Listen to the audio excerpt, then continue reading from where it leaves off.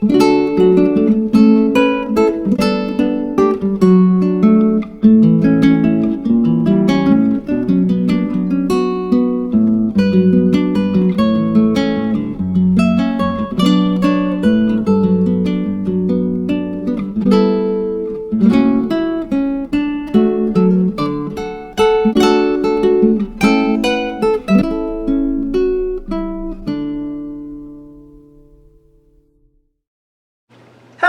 welcome to Date Night, our YouTube movie review show where we sit down and each pick one movie for the other one to watch with us. You know what? You guys get the concept. I keep messing this up. This is my third take. You may not have seen the last two. But this week we're watching Clue. She's never seen it. No. Do you know anything about this movie going in? I know about the board game, which I was always bad at. The board game is the characters. I figured, yeah. And I think I heard something about Tim Curry being in it. Tim Curry, yes. Yeah. Which is honestly why I'm very surprised that you've not seen this movie at all. Like, this is, in my eyes anyway, I consider this one of the classic movies that people should watch. And so when I found out that you hadn't watched it, I was like, oh, nope, changing up what we're doing today. Had something completely else planned. Now we're doing this. So, let's do it. Any preconceptions going in? I don't know how I feel about movies based on board games, but I don't know. Well, Battleship sucked, but this is that done right. Okay, I mean, it can't in be my opinion, that bad if Tim Curry's in it. I'm a big Tim Curry fan. Right. So, with that said, we will be back with you guys in just a moment. Okay. So I don't know how to feel about this movie. It was good. I liked it. There were definitely some parts where, like, you could tell they were trying to be funny, and it just, I don't know, it didn't hit me right. The movie starts off with the butler coming in. He feeds the dogs to get in the door, and I guess he steps in dog poo. And, like, as people come in for the dinner, like, there's this whole running joke that they keep smelling it. I think that was supposed to be funny. It wasn't. It was annoying. It seemed like a waste of time to me. But it's revealed that there's supposed to be a seventh guest because you have all the usuals. You have the maid, the cook, Colonel Mustard, Miss Scarlet. All of them come in, and then for some reason there's a seventh person by the name of Mr. Body. And no one's allowed to say who they are. These are all aliases. And then after dinner, they go to the study. Mr. Body shows up as Wadsworth, the butler, is trying to tell him why they're all here. And he says, well, Mr. Body is blackmailing you. And he's like, no, it's a hoax, and tries to leave. Which story-wise, I found it kind of, I don't know, kind of pushed, kind of forced that we're supposed to blame him. But what I like better is it kind of ties together in the end. So I let it go.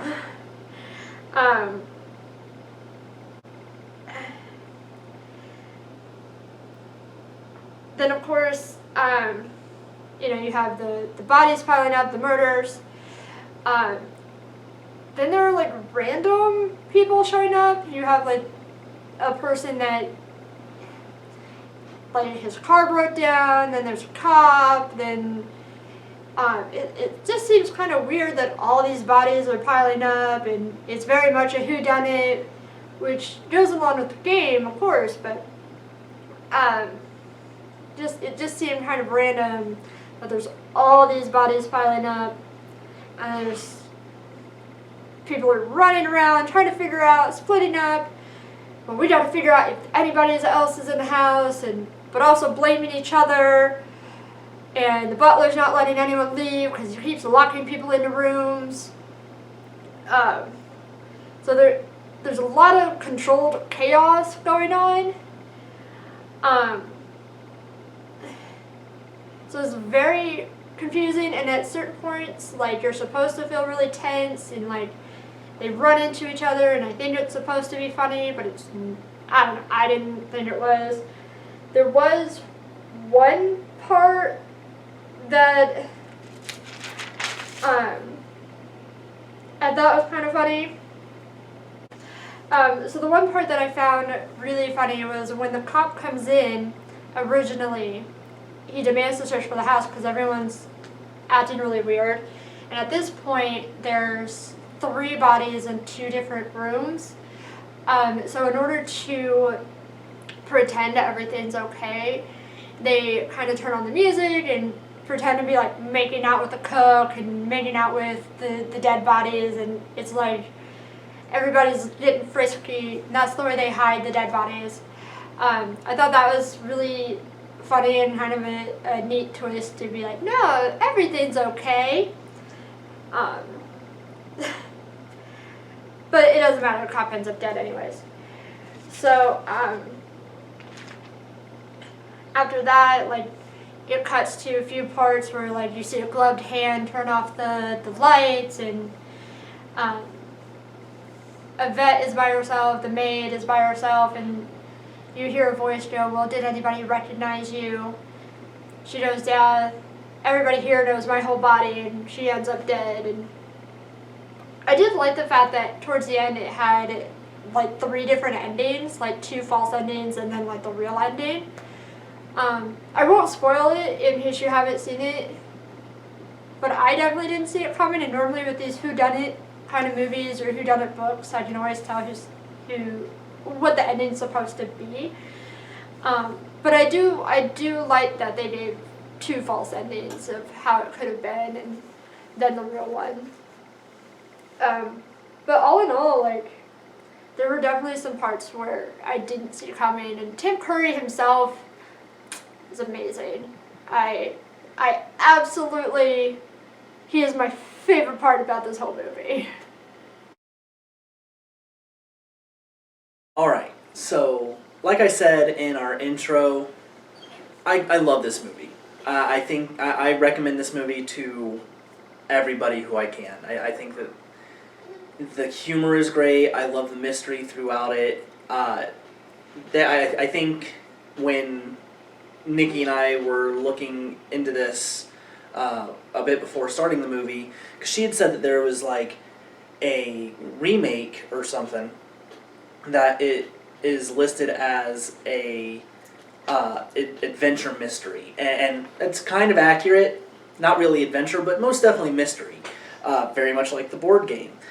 I love the wordplay in this movie, and everybody has like great lines. I don't recognize all the actors, but of course there's Tim Curry.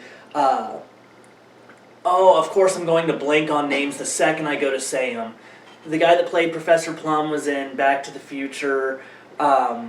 The woman that played Mrs. Peacock, she's been in several things that I watched growing up, including Babes in Toyland.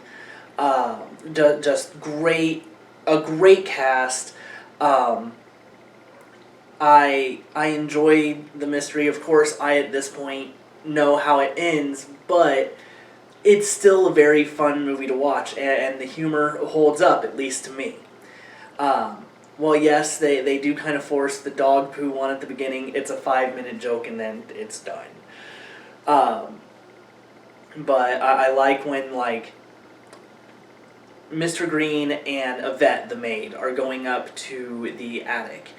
And right now, in that part of the movie, everybody is suspicious of everybody else, because none of them know who the murderer is, and so everybody's arguing about going like through things one at a time. Nobody wants to put their back to the other person. And he, does the ladies first, and she goes, no, there's no way, you first. And he goes, okay. And then it holds on them for like a good 20 seconds, neither of them moving. And I thought that was funny. I know my wife disagrees, as she's making faces at me from behind the camera here. But I thought it was funny because it was like, all right, I'll go up.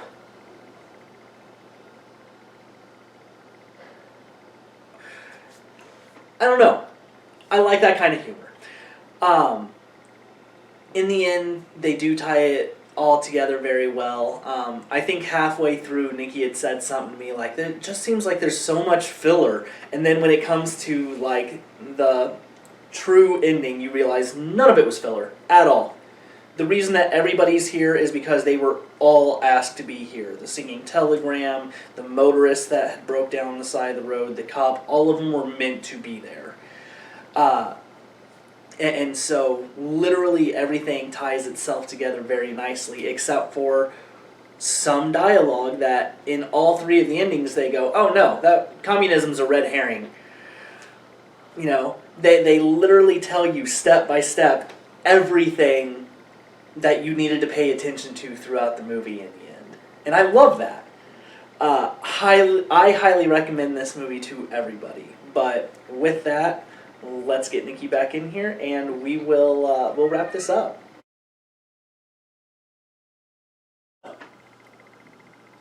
To address the elephant in the room, yes, we're both wearing different shirts. Babe, do you want to explain why? Did you not change your shirt? No, oh. I didn't change The reason I'm changing my shirt, I changed my shirt.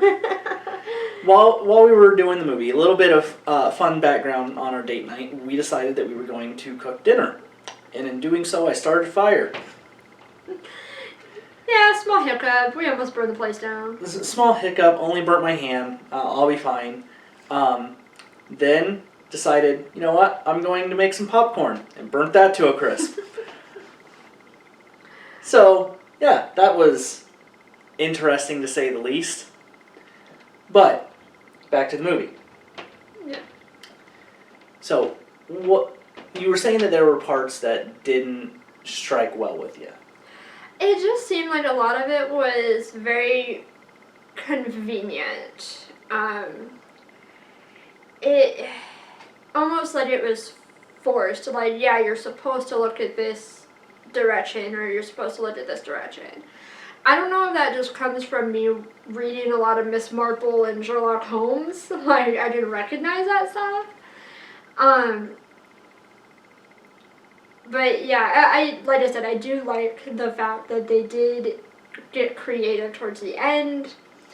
And, I mean, it very much was like, oh, the butler did it, you know. But, or like the maid did it. Right, so they did play on that trope a little bit. Yeah. Maury, you're going to knock one of our lights off. Sorry, our cat is pushing our setup light, and it's about to fall. Maury, stop. Damn. So, you were saying with the ending that you really enjoyed that there were 3 endings. I did, yeah, I like that. Well, I'm always a huge proponent of choose your own adventure anyways. So, and then with each ending, it reveals different motives too. Right. So they all had something, you know, a reason to be there, a reason for the blackmail, a reason for, you know, to kill people, that sort of thing. Well, you want to know something interesting about those 3 endings? In 1985, had you gone to the theater and watched this movie, you would not have gotten 3 endings. You Really? would have gotten 1 ending. So some theaters had the first ending, and I'm going to spoil it. She doesn't want to. It's a 35-year-old movie. Fair. Some theaters would get the ending where it was Mrs. Peacock. Other theaters would get the ending where it was Miss Scarlet. And some theaters would get what we see in the DVDs, VHSs, any release now as the true ending. Mm-hmm. So yeah, it kind of became a cult classic because people would discuss it and be like, well, that's not how it ended. You know, I didn't like the Peacock ending. I felt it was really weak. Yeah? Yeah, she didn't have enough motive, I feel. Well, that's why there's a real ending. Yeah, fair. So, with all that said, good date night movie? Yeah, it's pretty decent. So, I've made my thoughts on it clear. Thumbs up all the way from me. It's an hour and a half. Nice comedy, a little bit of mystery. Enjoy with your loved one. Yeah. Go for it. All right. And with that, comment any movies that you would like to see us review in the comment section below. Hit that like button and share and subscribe. We appreciate it.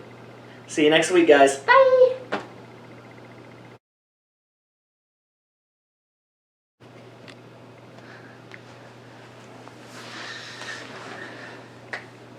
Hello, everybody, and welcome back to Date Night. Hello, everybody, and welcome back to Date Night, our movie review show here on YouTube, where we watch movies. Where You're having a day today. apparently I am.